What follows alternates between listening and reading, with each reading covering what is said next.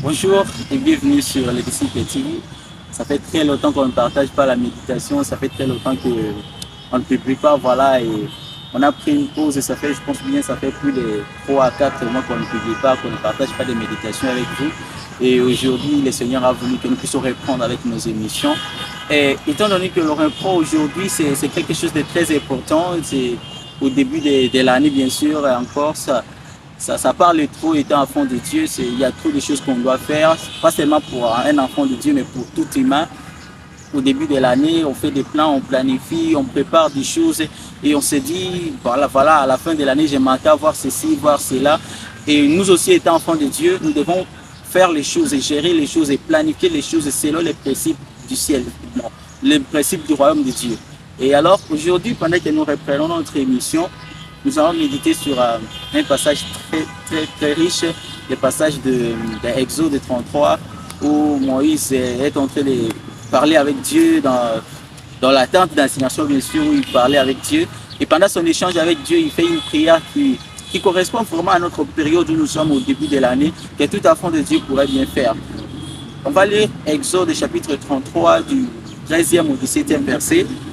Maintenant, si j'ai trouvé grâce à tes yeux, fais-moi connaître tes voies, alors je te connaîtrai et je trouverai encore grâce à tes yeux. Considère que cette nation est ton peuple.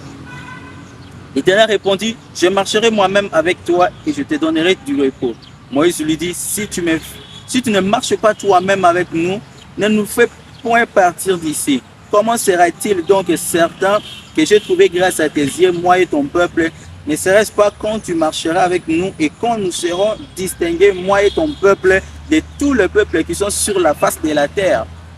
L'Éternel dit à Moïse, je ferai ce que tu me demandes, car tu as trouvé grâce à mes yeux et je te connais par ton nom. Ici, Moïse est dans une position où il est conscient de la prochaine dimension. Il sait très bien qu'avec Dieu, ils vont passer à une autre dimension. Ils vont accéder, en fait, ils vont entrer dans la terre promise. Mais c'est comme si au début de ces chapitres, quand vous lisez, vous vous rendez compte que c'est comme si Dieu change d'envie, c'est comme s'il ne sera pas avec eux là-bas. Et Moïse attaque les leaders, attaque enfant de Dieu. Il s'est dit, mais si toi tu ne marches pas avec nous, ça, on ne va pas quitter d'ici parce que là-bas, là où on part, c'est toi qui connais là-bas, qu'est-ce qui s'est fait là-bas. Et nous, étant des humains, on ne saura pas gérer la pression et toutes ces choses que nous allons croiser là-bas. Et puis il dit, si toi-même tu ne marches pas devant nous, ne nous fais point partir d'ici. C'est ce qui m'intéresse vraiment. Et c'est ce que je voulais même qu'on partage aujourd'hui sur cette prière de Moïse où il dit, si toi-même tu ne marches pas devant nous, ne nous fais point partir d'ici. Nous sommes au début de l'année et étant enfant de Dieu, on doit un peu se mettre dans une pause. On va se dire, bien sûr l'année a commencé, bien sûr j'ai des projets, des plans, mais qu'est-ce que je dois faire? Je dois d'abord placer Dieu avant tout, mais rassurer qu'il est avec moi, qu'il va marcher avec moi et qu'il va aller avec moi jusqu'au bout. Parce qu'on ne sait pas ce qui va arriver après un mois, après 2 mois, on ne sait pas ce qui va arriver. On ne sait pas à quoi 2026 nous attend. Bien sûr, on a des plans, on a des planifications, mais la Bible dit, le cœur de l'homme a beaucoup de projets, mais c'est la volonté de l'Éternel qui s'accomplit. Mais comment tu feras la volonté de l'Éternel si tu ne dédies pas l'année entre les mains de Dieu? C'est pourquoi on a voulu un peu qu'à cette reprise des émissions de notre chaîne, que nous puissions méditer sur ces passages d'Exode et particulièrement sur cette prière que fait Moïse à l'Éternel, de pouvoir se garantir du fait qu'il doit marcher avec lui, il doit marcher devant eux. Et c'est un passage vraiment qui m'a beaucoup touché. Je sais que parfois, vous avez déjà fait au début de l'année ou le 31 décembre pour la nuit des traversées, vous avez déjà fait. Parce que moi-même, quand le Seigneur m'a dit de commencer avec cette méditation et surtout cette prière, moi je me suis dit, mais Seigneur, on est déjà au mois de février, comment je vais commencer avec ça? Les autres ont parfois fait beaucoup, ont parfois fait, mais il m'a dit, va insister, il y a parfois ceux qui n'ont pas encore fait, il y a ceux qui ont fait, mais qui ont fait de la mauvaise manière, et il y a ceux qui doivent le faire comme il le faut. Et alors je voulais vraiment que nous puissions prendre un temps, c'est déjà le mois de février, mais dédier l'année entre les mains de Dieu, faire vraiment le nécessaire pour dédier cette année entre les mains de Dieu. Qu'est-ce que moi j'avais retenu, j'avais tiré comme leçon, j'avais tiré 3 leçons que je voulais partager avec vous au sujet de cette prière de Moïse devant l'Éternel. Premièrement, si Dieu ne marche pas avec nous, nous n'irons nulle part. Moïse fait comprendre que ça ne sert à rien de faire route sans Dieu car nous n'allons pas arriver là où il faut. Il est possible que nous commencions bien l'année, mais nous ne connaissons pas ce qui nous attend là-bas.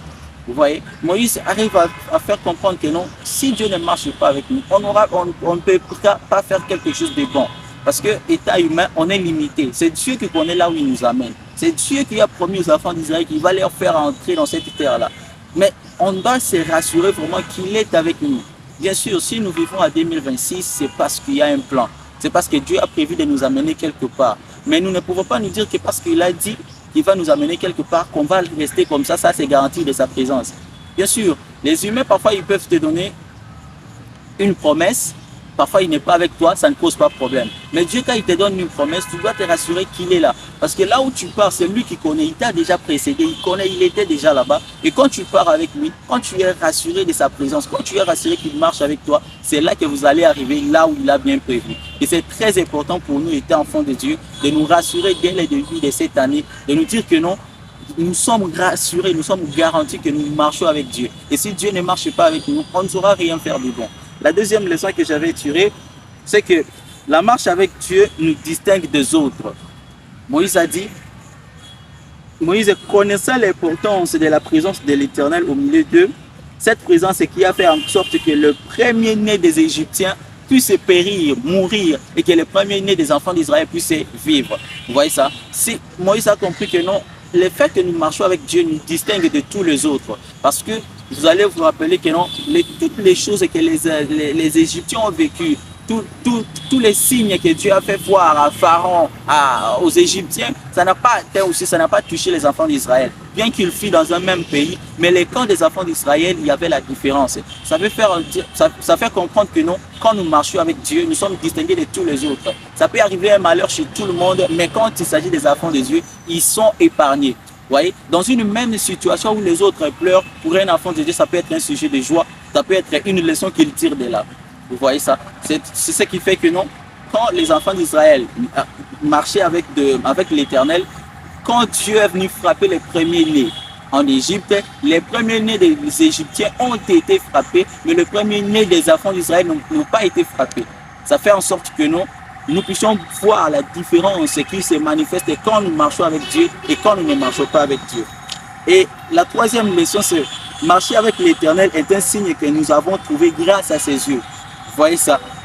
Encore marcher avec l'Éternel fait voir que nous avons trouvé grâce à ses yeux. Parce que ce n'est pas donné à tout le monde de marcher avec Dieu. Ce n'est pas donné à tout le monde de prendre une pause pendant une année comme ça et se dire au début de l'année, je dois dédier mon année entre les mains de Dieu. Quand vous avez cette conscience et quand vous avez cette volonté, quand ça naît à vous, ça veut dire que vous avez trouvé grâce aux yeux de Dieu. Et le fait de marcher avec Dieu fait en sorte que nous puissions croire et voir que nous avons trouvé grâce à ses yeux. Au verset 16, Moïse dit à l'Éternel que le fait que tu marches avec nous est une preuve que nous avons trouvé grâce à tes yeux.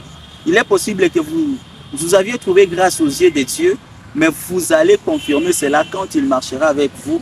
Mais vous devez souhaiter cela car Dieu quelquefois aime que nous puissions demander des choses.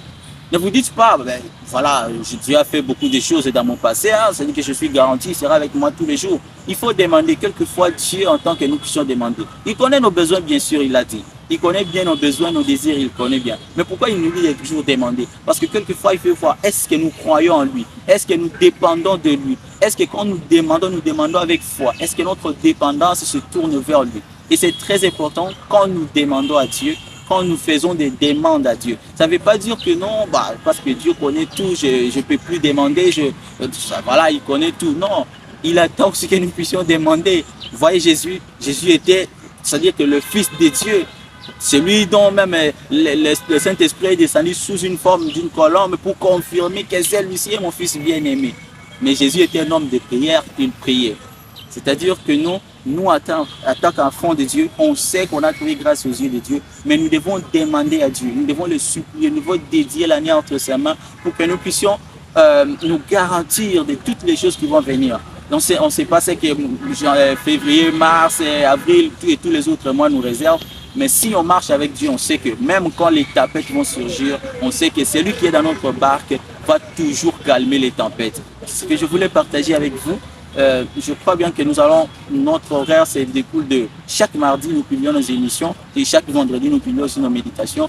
C'est-à-dire que chaque mardi et vendredi, vous aurez nos méditations, on va méditer ensemble On revient vraiment avec l'aide du Seigneur, on va aller très loin. Si vous avez apprécié cette émission, n'oubliez pas de liker, de commenter, de partager avec quelqu'un qui doit aussi écouter cette émission, mais aussi de vous abonner. Que Dieu vous bénisse. À nous revoir le vendredi. Merci.